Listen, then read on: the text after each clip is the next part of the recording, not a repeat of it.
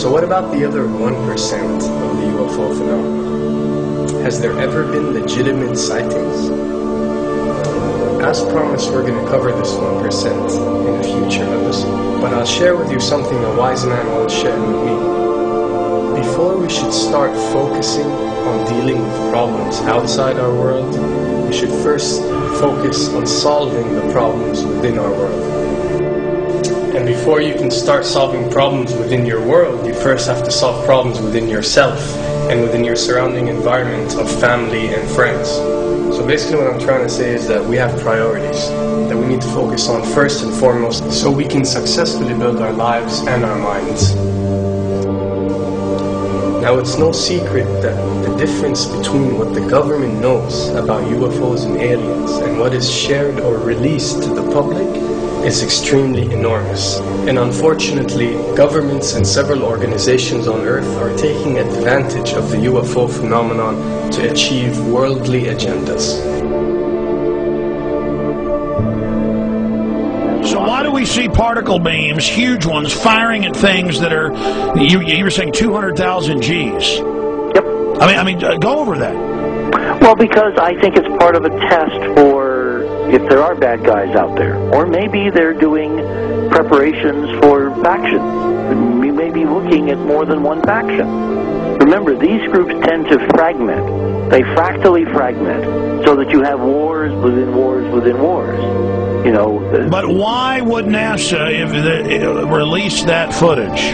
Well, remember, you've got all the good guys in NASA, and then you've got a few who are not good guys. The good guys don't know that there's something to keep secret. They, remember, the lie's different at every level. They believe the lies they've been told. So when you set up a structure, an institution, which is supposed to be open and above board and is supposed to present live TV of the shuttle mission, they present live TV. Now, the controllers can't say, oh, well, you can broadcast this, but you can't broadcast that.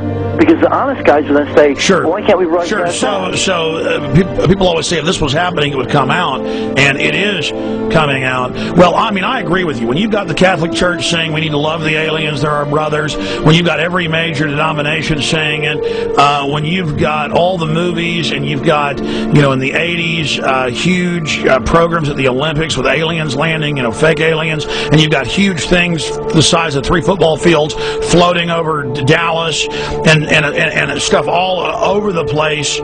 Something's going on. And then I read government documents about fake extraterrestrial landings. Any of this. Why? I mean, you believe it's fake. Remember Operation Northwoods? Yes. Okay. Or we can go to the, September 11th. Governments do huge, big things to sway populations at key nodal points in history. They love hoaxes. Yeah, well, it's manufactured history is what it is. We are building, all my UFO friends, I need to shake them because they're so, frankly, they're extremely naive, Alex. They really believe we're building toward disclosure.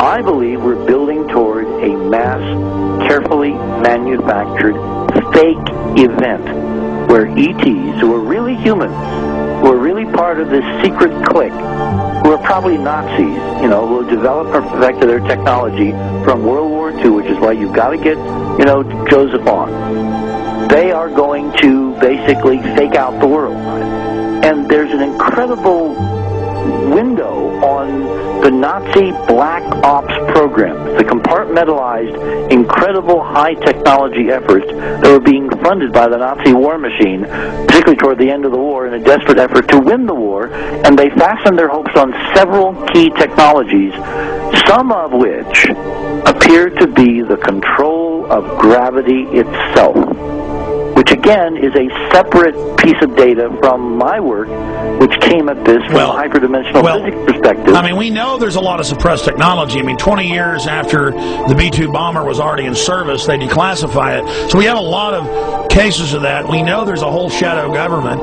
This is technology and physics, Alex, that would make anything you think you know like a candle flame compared to a hydrogen bomb. This is a physics that literally allows you to rearrange time.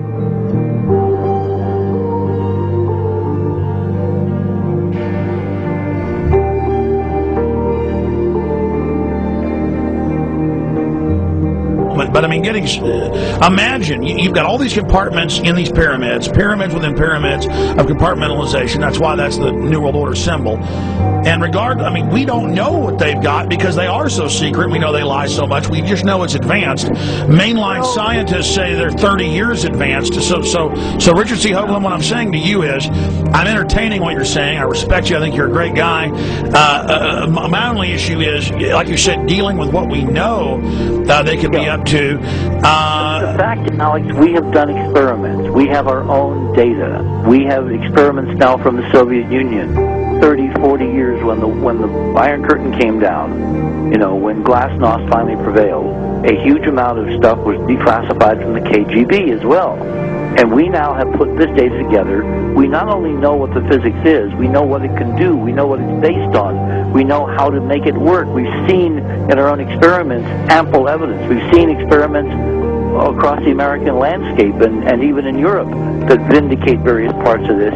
And the latest thing I'm working on, it looks like von Braun himself was deeply involved in some of this early physics experimentation, but they're keeping all the good stuff for themselves. The reason is that if we got access to the good stuff, if we got access to the technologies, the energy, we wouldn't be worried about $4, $5 a gallon gas or $10 a gallon gas. We would live like people are supposed to live, all 6 billion of us who could live lightly on the earth, Alex, with this technology. And live longer. Absolutely, and better, and you could live to 200-300 and have the virility of your 20s and 30s. There's extraordinary medical breakthroughs, there's extraordinary physics breakthroughs, technology breakthroughs, energy. It's all been kept away. Think about it. We're already on a planet hurtling through space, all these wonders around you, and you've been taught it's bizarre to question, and that's because there's so many kooks in the alternative movement who do talk about ridiculous, Hollywood-style green men, instead of really looking at the shadow government and all these crazy secret societies that are admittedly running NASA and the shadow government. Now, ladies and gentlemen, during this talk that I'm going to give you, I'm going to explain to you the history of this phenomenon, who the secret government really is, and I will name them by name, beginning group, the study group. I will tell you who they are today. I'm going to tell you what this is all about. I'm going to tell you who's selling drugs to your children, and I'm going to tell you why the United States government is afraid for you to find out what the truth is regarding UFOs.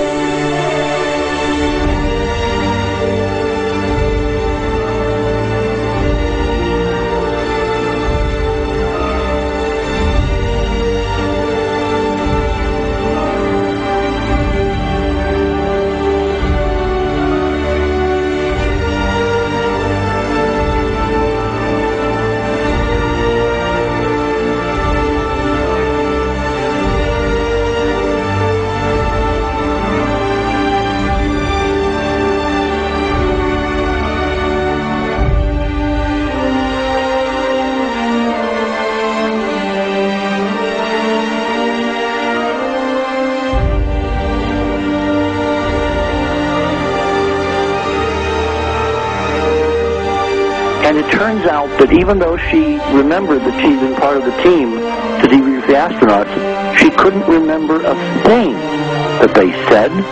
She couldn't remember why she no longer was working with NASA. She couldn't remember. In other words, her memory lapses were enormous, and I don't think they were feigned, because we now found the same pattern in all the flight crews. Because the awful truth, Alex, is they have been brainwashed. They have been mind controlled. They have had a technology, a very sophisticated technology, which took away the real missions that they experienced.